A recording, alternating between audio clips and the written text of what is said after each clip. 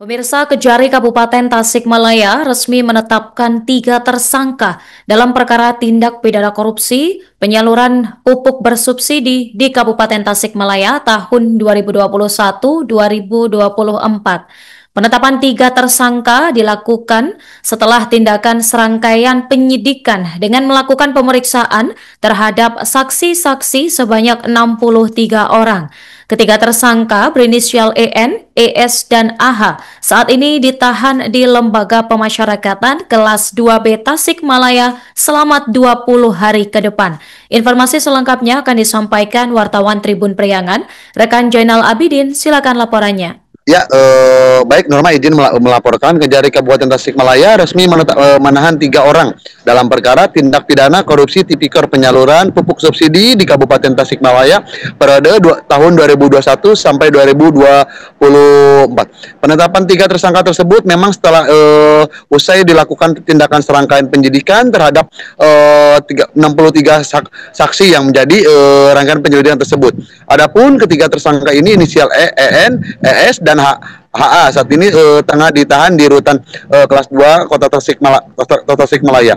Penetapan tersangka tersebut didasarkan pada surat perintah penyidik Kejari Kabupaten Tasikmalaya. Jumlah kerugian keuangan negara dari kasus korupsi penyalahgunaan pupuk subsidi tersebut menurut perhitungan sementara jaksa penyidik seksi tindak pidana khusus Kejari Kabupaten Tasikmalaya merugikan negara hingga 16 miliar. Menurut Kasih Intel Kejaksaan Negeri Kabupaten Tasikmalaya, Bobi Muhammad Ali Akbar menjelaskan memang kami sudah menetapkan 3 tersangka kasus tindak pidana korupsi tipikor penyaluran pupuk bersubsidi di Kabupaten Tasikmalaya. Bobi pun menjelaskan tersangka N selaku pihak ketiga yang memang memiliki jabatan sebagai Direktur CP MMS menebus pupuk subsidi yang memang tidak sesuai peruntukannya untuk kepentingan pribadi melalui ES menggunakan beberapa alokasi pupuk subsidi lewat CP MMS, di mana hal tersebut bertentangan dengan Permendagri nomor 15 per tahun 2013 tentang pengadaan dan penyaluran pupuk bersubsidi, termasuk bertentangan dengan Permendag nomor 4 tahun 2023 tentang pengadaan dan penyaluran pupuk subsidi untuk sektor pertanian. Sementara itu, tersangka lainnya yakni ES selaku Persero Komandeter CPMMS pada tahun 2021 sampai 2024 di Kabupaten Tasikmalaya menyalurkan pupuk subsidi kepada EN. Jadi EN ini menyalurkannya dengan menggunakan alokasi pupuk bersubsidi melalui CPMMS serta menembus pupuk subsidi kepada LF yang merupakan wakil direktur CP GBS, jelas Bobi. Selanjutnya, pupuk bersubsidi ini ditebus tersebut dengan disalurkan kepada EN dan merekayasa laporan bulanan ke distributor dan laporan bulanan ke pengecer milik KPL binaan CP GBS. Kemudian memerintahkan kepada KPL di bawah binaan CP MMS untuk mengesahkan kartu tani milik petani yang terdaftar di RDKK kepada KPLM. Memang tersangka ini menyalurkan untuk kepentingan pribadi, di mana disalurkan kepada pihak ketiga yang tidak sesuai peruntukannya.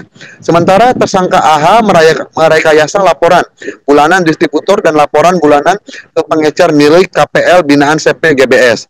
Jadi ketiga tersangka ini merupakan distributor resmi pupuk bersubsidi yang berdasarkan hasil penyelidikan diduga kuat telah melakukan penyimpangan dalam penyaluran pupuk bersubsidi di Kecamatan Ciawi pada periode tahun 2021 hingga 2024.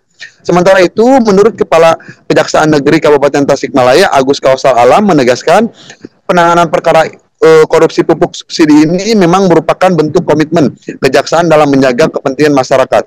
Penyidikan ini terus berlangsung dilakukan dan tidak menutup kemungkinan ada penetapan tersangka baru dari kasus penyalahgunaan pupuk bersubsidi di Kabupaten Tasikmalaya. Demikian Nurma yang kami dapat laporkan dari Kabupaten Tasikmalaya.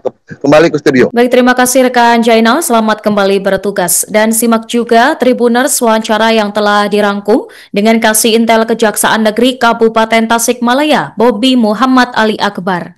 Telah menetapkan 3 orang tersangka dalam perkara dugaan tindak pidana korupsi penyaluran pupuk bersubsidi yang tidak sesuai dengan peruntukannya di Kabupaten Tasikmalaya tahun 2021 sampai dengan 2024. Penetapan tersangka ini setelah tim penyidik melakukan serangkaian penyidikan dengan melakukan pemeriksaan saksi-saksi kurang lebih sebanyak 63 orang yang terdiri dari para distributor, KPL, kemudian salah satu pihak BUMN, jalur pupuk, dan dari dinas.